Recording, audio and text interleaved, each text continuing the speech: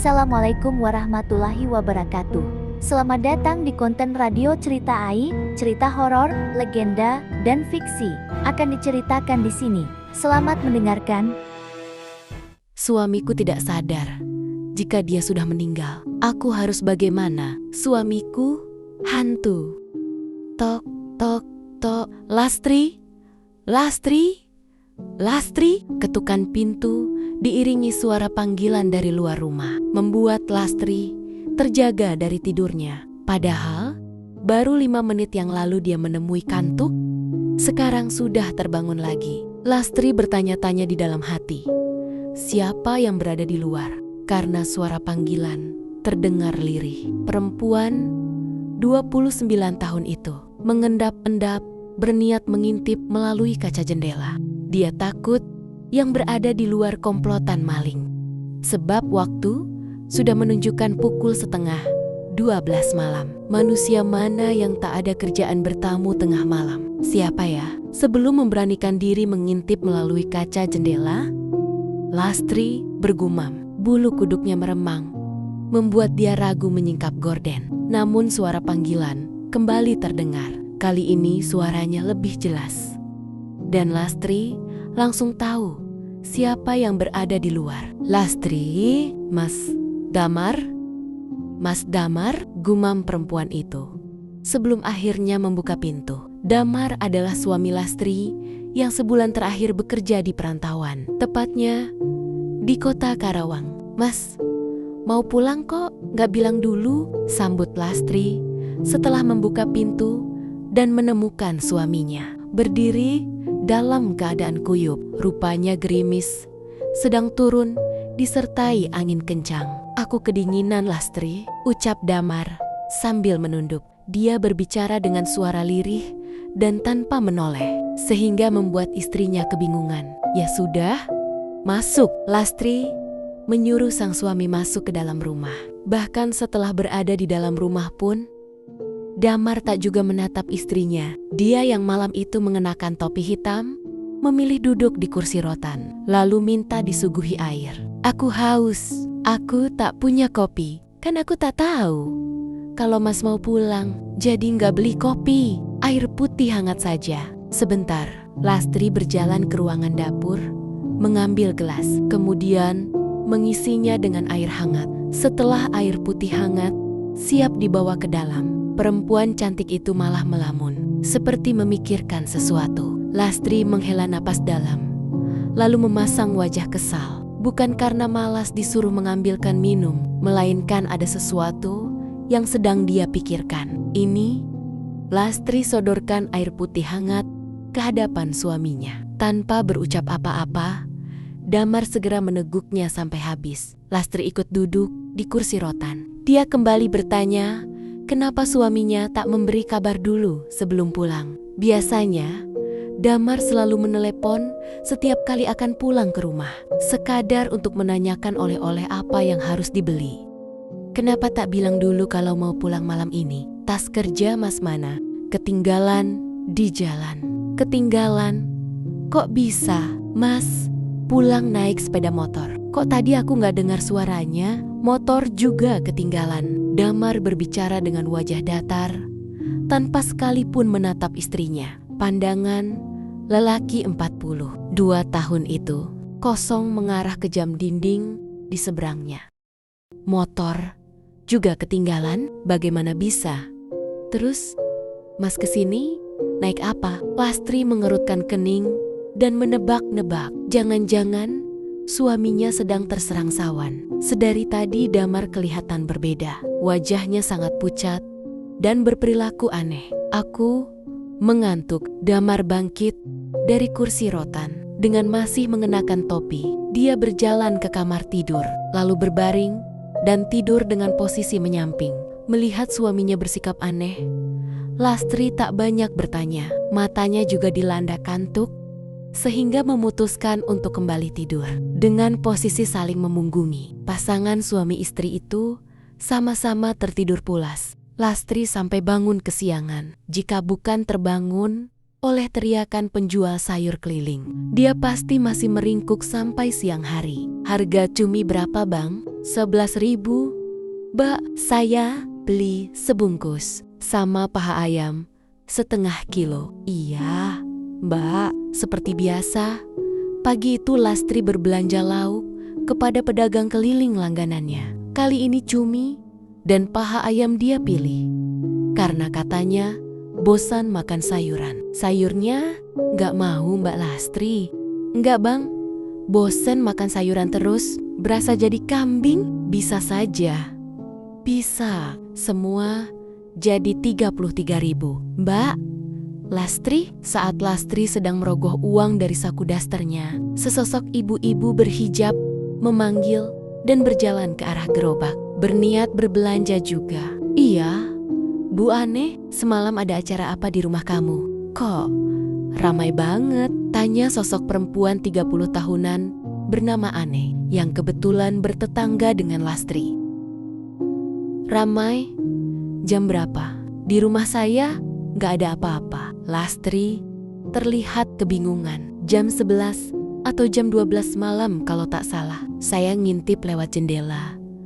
Rumah kamu ramai banget, banyak orang. Ada saudara dari luar kota? Gak ada.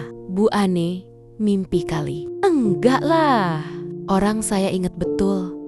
Rumah kamu berisik dan banyak orang. Tapi semalam di rumah saya gak ada siapa-siapa. Cuma ada saya dan Mas Damar. Suami kamu pulang? Iya, tapi dia cuma sendirian. Baguslah kalau suami kamu ada di rumah. Ane berbicara sambil menyunggingkan bibir seakan menyiratkan sesuatu. Ini Bu Ane, mau ngobrol apa?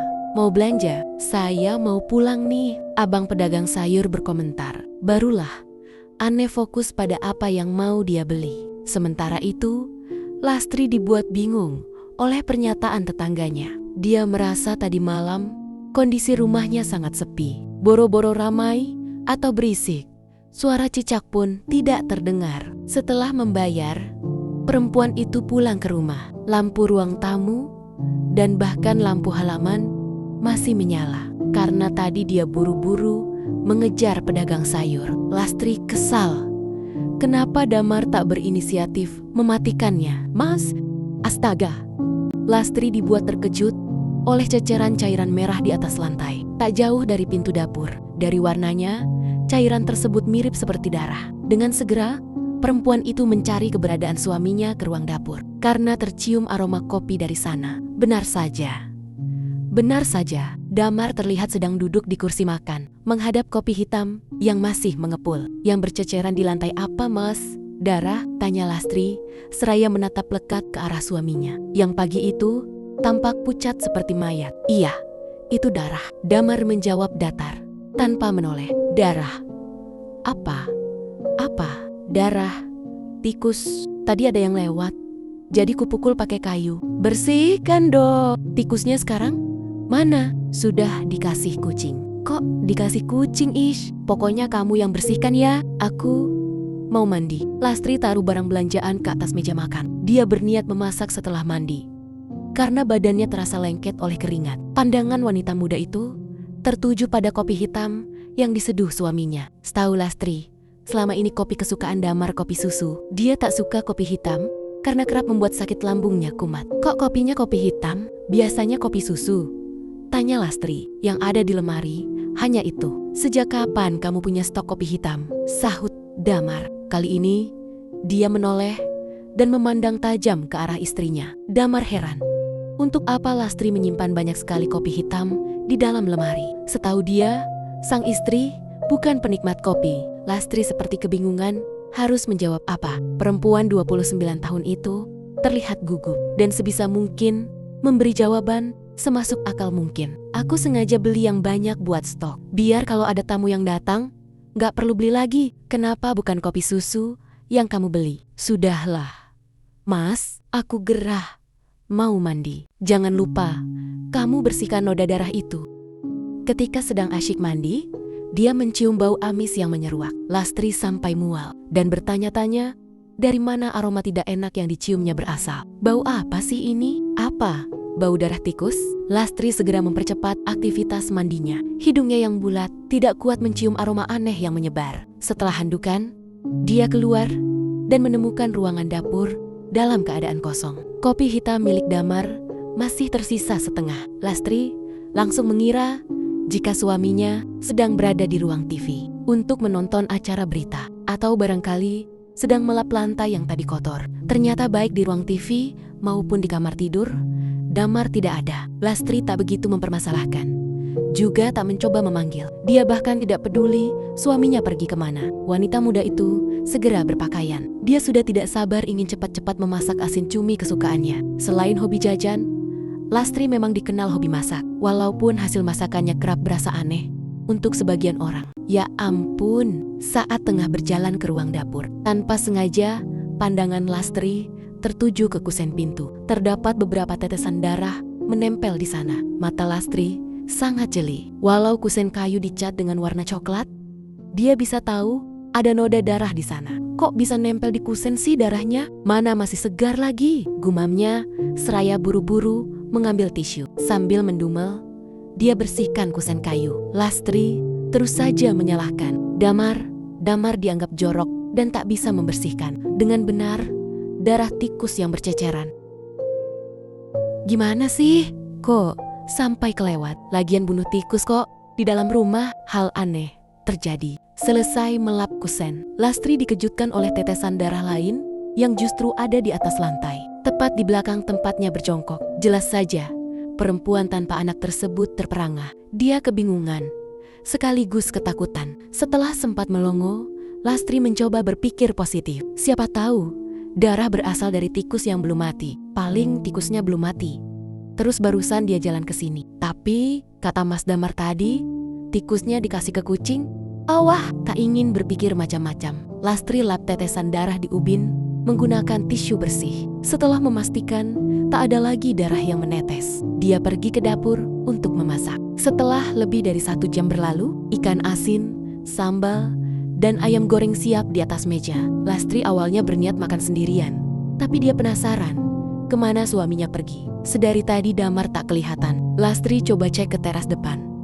Ternyata tidak ada. Di halaman belakang juga suaminya tidak terlihat. Padahal biasanya Damar hobi sekali duduk santai di sana, menemani burung beonya yang kian hari kian cerewet. Kemana ya? Masa ke kebun? Dia kan belum makan, gumam Lastri seraya kembali berjalan ke kursi makan. Karena perutnya sudah terasa lapar, dia putuskan untuk sarapan sendirian. Kring, kring. Baru juga mau menyuap, telepon genggam yang Lastri taruh di dalam saku berdering. Setelah diperiksa, ternyata Saris yang menelepon. Saris adalah adik laki-laki Damar. Beda ayah satu ibu. Dengan kata lain, mereka bersaudara. Meskipun sebagian orang berkata mereka saudara tiri, tak ada yang benar-benar sepakat soal itu. Yang pasti, sejak kecil mereka tak terlalu dekat. Damar berusia 42 tahun, sementara Saris baru menginjak usia 33 tahun ini. Yang berarti usia mereka berjarak 9 tahun. Selain usia yang berbeda jauh, wajah serta sifat keduanya juga bagai bumi dan langit. Damar dikenal kalem, pekerja keras, juga bertanggung jawab. Sedangkan Saris, kebalikannya, dia lebih periang sehingga gampang bergaul, tapi pemalas dan dikenal hobi main perempuan. Pagi itu Saris menelepon Lastri karena ada hal penting yang ingin dia bicarakan mengenai Damar. Apakah itu? Begitu tahu Saris yang menelepon, Lastri menoleh ke sekeliling, memastikan tidak ada siapa-siapa di sekitarnya. Baru telepon, dia angkat. Halo? Perempuan itu berbicara dengan suara pelan. Khawatir, tiba-tiba Damar datang memergoki. Halo, Lastri, kamu sudah ada kabar dari Mas Damar? Tanya Saris, yang saat itu sedang berada di kota Karawang. Beberapa waktu terakhir, dia mendatangi kota tersebut untuk ikut bekerja dengan kakaknya. Saris memohon-mohon agar Damar memasukkannya ke tempat dia bekerja. Damar yang selama ini bekerja di salah satu perusahaan otomotif menolak mengenalkan Saris kepada atasannya. Meskipun saat itu perusahaan sedang membutuhkan karyawan baru. Damar tahu adiknya sangat pemalas dan tak pernah serius soal pekerjaan. Akan tetapi bujang lapuk itu tak kunjung pulang. Lebih dari 1 pekan dia tinggal di kontrakan. Damar, segala kebutuhan makan minum Damar yang tanggung. Dan tentu saja Hal tersebut memberatkan. Setiap kali disuruh pulang, Saris selalu menolak. Dia beralasan ingin mencari pekerjaan. Menurutnya, Karawang paling manusiawi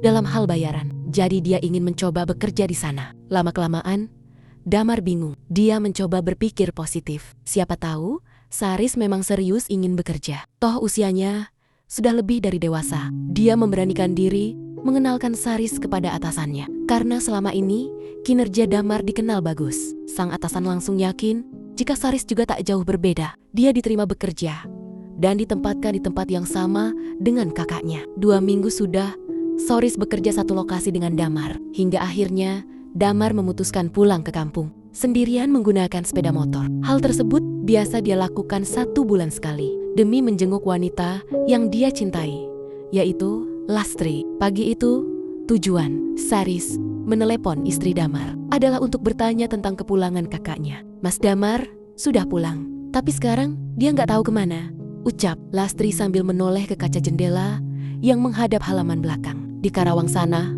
Saris terlihat keheranan. Dia mengira kakaknya mengalami kecelakaan parah atau bahkan meninggal. Kok bisa?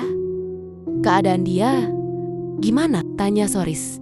Di dalam hatinya, dia berharap sesuatu yang buruk terjadi kepada Damar. Ya, baik-baik saja. Kamu pikir apa? Tapi dia bilang, sepeda motornya ketinggalan. Ketinggalan? Ketinggalan di mana? Aku belum tanya-tanya lagi. Mungkin ketinggalan di sana. Masa di warung? Atau di pom bensin? Kata Lastri sambil memotek asin cumi yang sudah bertengger di atas nasi. Di sini nggak ada. Lagi pula aku yakin betul Mas Damar pulang dengan naik motor. Saris terlihat kebingungan. Bujang lapuk berambut kribo itu sampai garuk-garuk kepala. Nanti biar aku tanya sama orangnya. Kamu telepon cuma untuk tanya-tanya tentang kakak kamu? Tanya Lastri yang merasa tidak diperhatikan. Biasanya setiap kali menelepon, Saris kerap berbicara manis, tak jauh-jauh dari sebutan sayang.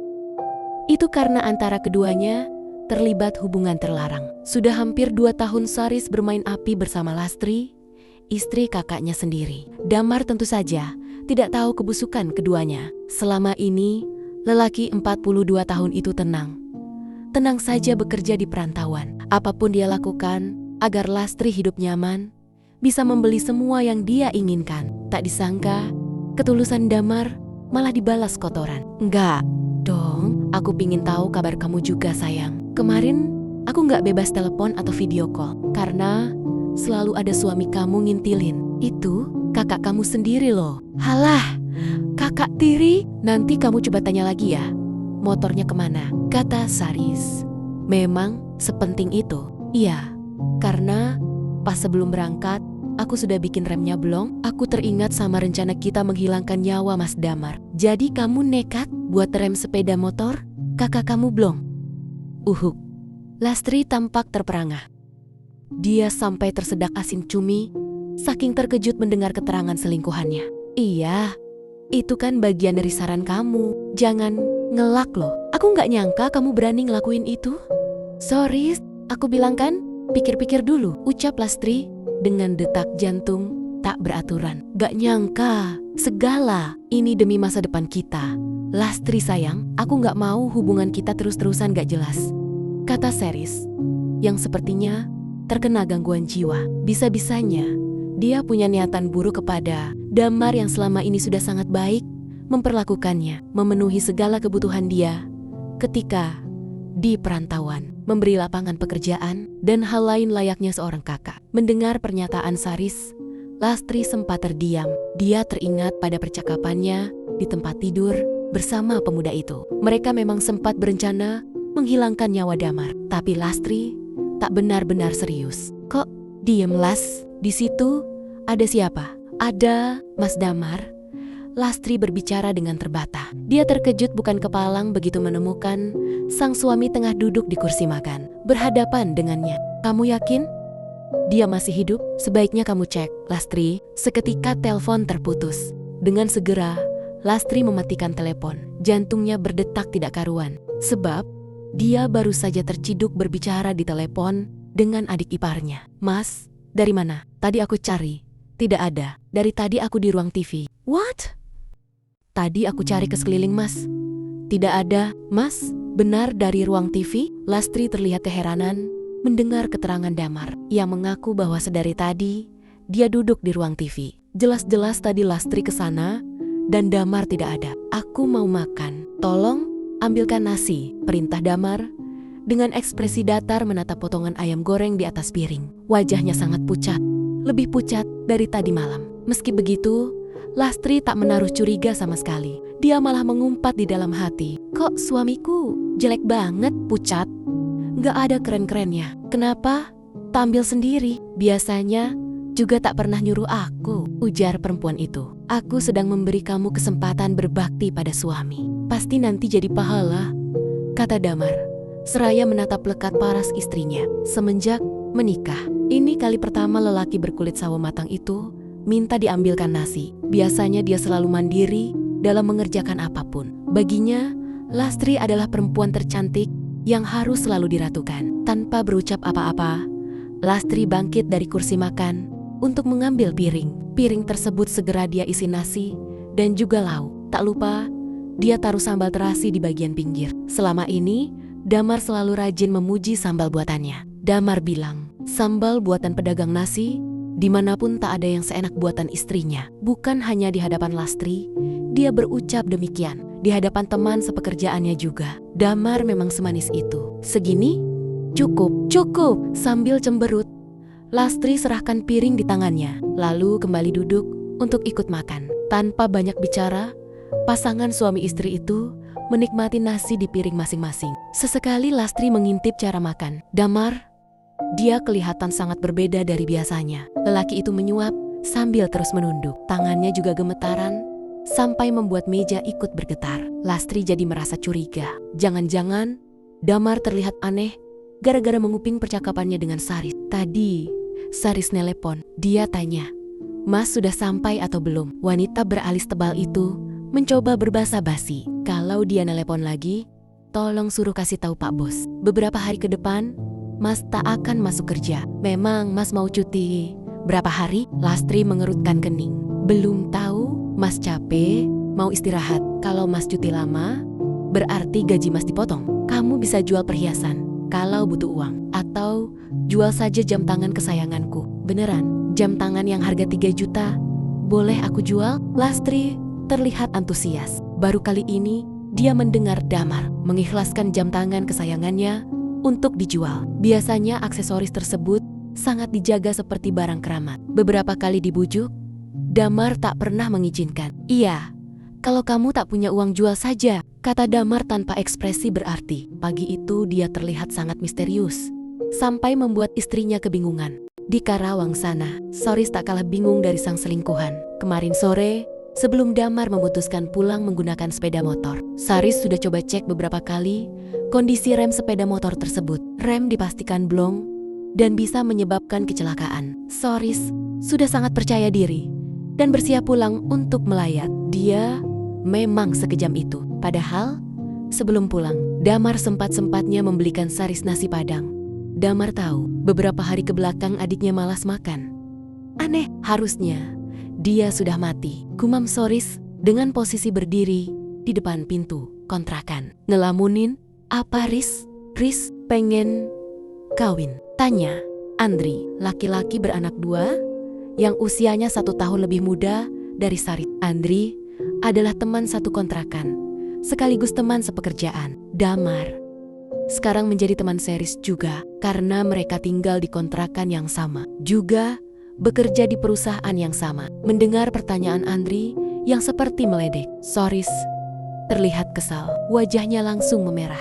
Tangannya sampai meremas kusen pintu saking menahan amarah. Saris memang sepemarah itu. Gak usah ngomong kalau gak punya kalimat bermutu yang bisa diucap, pekik lelaki 33 tahun itu kepada Andri yang tengah menyisir di depan cermin, bersiap pergi bekerja.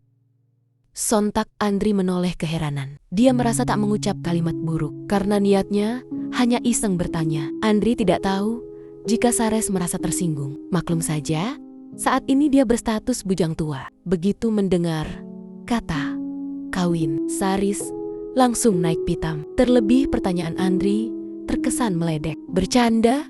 Ada tempatnya. Saris pukul pintu kontrakan. Kemudian berlalu pergi dengan menaiki angkutan umum. Dia berangkat ke tempatnya bekerja. Andri menghela napas dalam, lalu buru-buru memeriksa kondisi pintu yang Saris pukul. Takutnya rusak dan harus diganti. Andri tak habis pikir, kenapa Saris sangat berbeda dengan kakaknya. Kerasukan, apa itu orang? Gumamnya sembari mengelus daun pintu. Karena sudah waktunya pergi bekerja, Andri mengambil tas, lalu keluar dari kontrakan. Saat hendak berangkat dan bersiap mengunci pintu, tiba-tiba terdengar suara seseorang dari dalam. Dri, suara panggilan terdengar lumayan kencang, sehingga Andri yakin ada orang yang memanggilnya. Lelaki 32 tahun itu mencoba mencari tahu dari mana asal suara dengan menoleh ke sekeliling. Ternyata tak ada siapa-siapa. Suara panggilan kembali terdengar dan semakin jelas jika asalnya dari dalam kontrakan. Andri sampai kembali membuka pintu dan berjalan ke dalam untuk memeriksa. Dri bersambung. Jangan lupa dengar terus cerita Suamiku Hantu di konten Radio Cerita AI, di Penjelajah Sejati, dan aplikasi KBM.